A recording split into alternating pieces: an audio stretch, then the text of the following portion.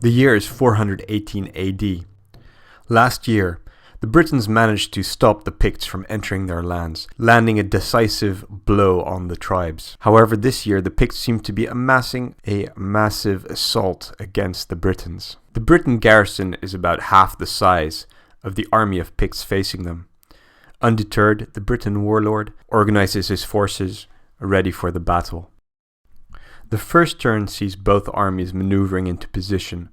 Here I'm going to take a slight departure from my usual way of presenting this campaign.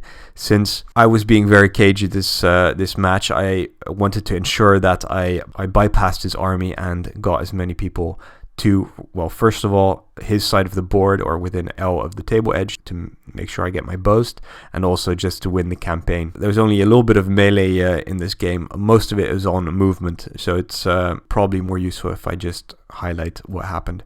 So first time using the new Picts board. The Scout's ability is great, especially if you roll a rare. This is such a good ability, especially in this campaign, since you have a little bit of fatigue. Obviously your opponent can use it to slow you down to S, which is not great if you're trying to get across the board. I didn't use secret ways, I had it lined up. We engaged in so little melee that didn't really come to pass in the end. Since Gary saw I had it on my board, he wanted to make sure that whatever unit he touched would evaporate in front of him. So he had his board fully loaded up with sometimes 6 or 7 dice, and this actually turned out to be a little bit of its undoing, since he was expecting me to engage or come into range of his melee. However, I kind of danced around his army a little bit, and he ended up having too few activations to actually catch me, especially with the speed of the Picts. So in the end, I managed to get my boast, which was all my units had to be within L of his table edge. Also, I managed to